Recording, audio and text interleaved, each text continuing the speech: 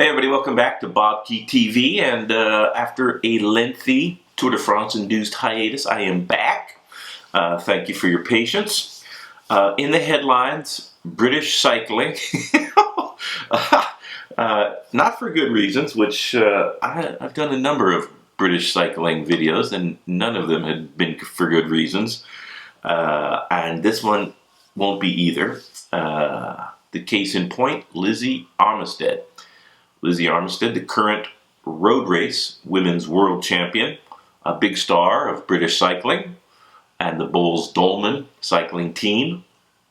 Some real luminaries on that squad, including a couple of Americans, Evie Stevens and Megan Guarnier. But Lizzie Armitstead, the big star of women's professional cycling, current world champion, on a tear this spring, winning almost every race she entered, was surprised during the Tour de France on the last day of the men's race. The course, women's race, goes around the same circuit that the men finish on. Lizzie Armitstead was not on the start line. I was kind of mystified about that, being the top women's racer in the world, but now we know why. She was in arbitration at the Court of Arbitration for Sport in Switzerland, and she was provisionally suspended from professional racing because of three missed out-of-competition tests.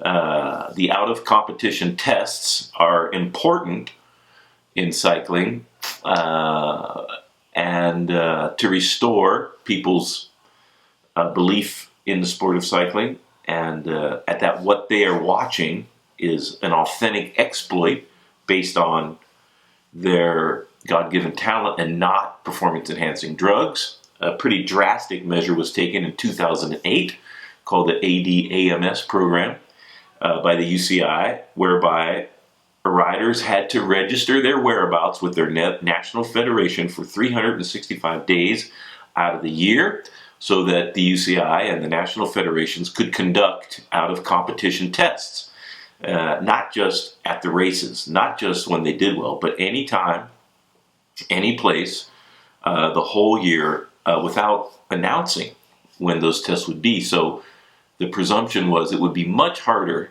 and much riskier to cheat if you could be tested any time. And so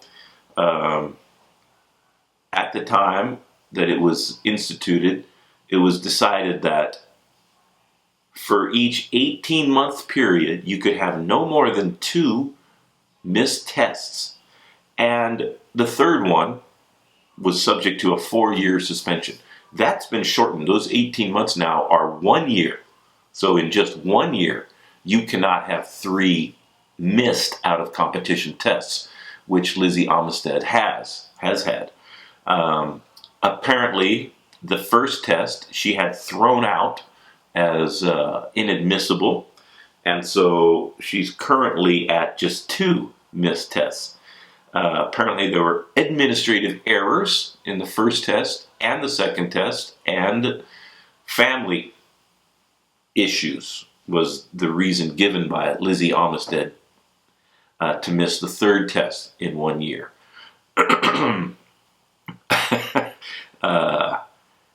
Directly after the missed test last year in the fall, Lizzie Armitstead won the world road racing title in Richmond, Virginia. So missed out of competition tests, and directly after that won the worlds. A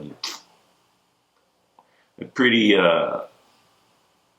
disturbing coincidence, considering she's had 2 more since then. And the idea was that, it's a complicated and, with the vagaries of international travel and communication, they built in 2 missed tests per year that were allowed, and the third one, you would be subject to a sanction. So to use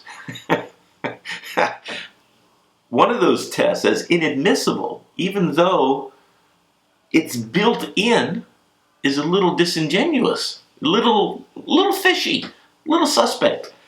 And if the UCI or the CAS or UKAD, United Kingdom, anti-doping, wants to give the athletes or any other federation 3 missed tests, and the 4th one you're sanctioned because of the vagaries of international travel and communication, fine.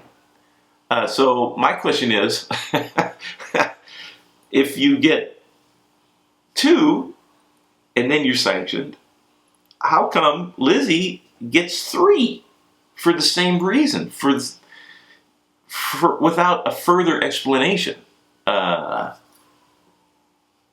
why the first test or the second test or the third test is inadmissible and allows her to compete in the Olympic Games. So the stakes are pretty high for Lizzie Armitstead and British cycling.